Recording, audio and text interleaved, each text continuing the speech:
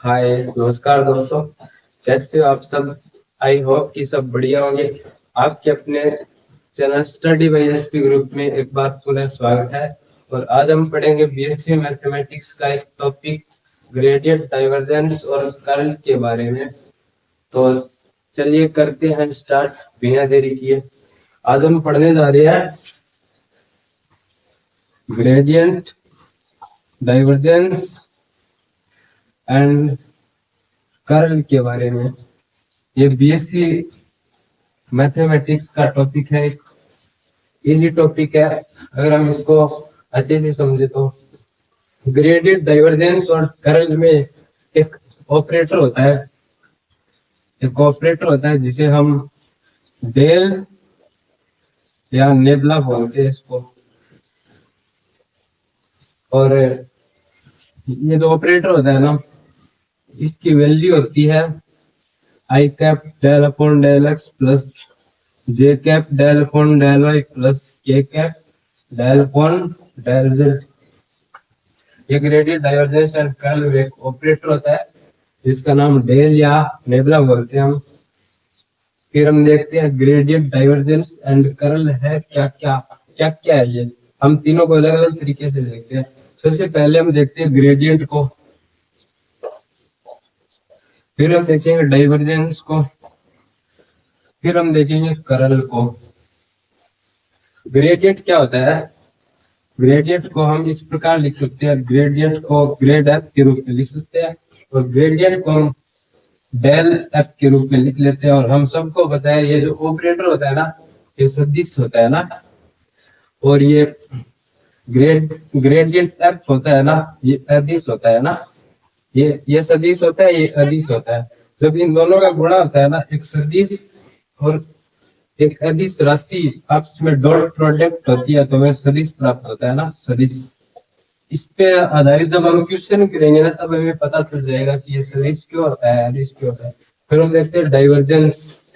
Divergence को हम divergence F लिख लेते हैं और यहाँ डेल है, डेल सदिश होता है, फिर डॉट ये एफ भी सदिश होता है।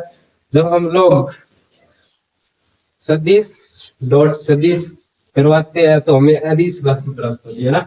जहाँ डॉट प्रोडक्ट होता है ना, जब दोनों राशियां सदिश हो तो यहाँ अदिश प्राप्त होता है ना। डाइवर्जेंस क्या है? अदिश राशि, ग्रेडियंट सदिश। फिर हम देखते हैं कर्ल। कर्ल को हम लिख सकते हैं कर्ल आर। ये हो गया del cross r, del cross r. ये दोनों, जब डेल तो सदिश है, आर वेक्टर भी सदिश है। जब दो राशियों का जब दो राशियां सदिश और उनका क्रॉस होना तो सदिश राशि होती है, सदिश। यहाँ पे दो राशियां सदिश है ना, इनका डॉट प्रोडक्ट किया गया इसलिए ये अदिश प्राप्त हुई। यहाँ पे दोनों राशियां सदिश है, लेकिन जब हम क्रॉस प्रोडक्ट करवाते हैं तो वे सदिश प्राप्त होता है ना। ये ना थोड़ा सा बेसिक ग्रेडियंट और डाइवर्जेंस एंड कर्ल के बारे में। अब हम इन पे कुछ छोटे छोटे एग्जांपल करते हैं जिससे आपको आसानी से समझ में आ जाए।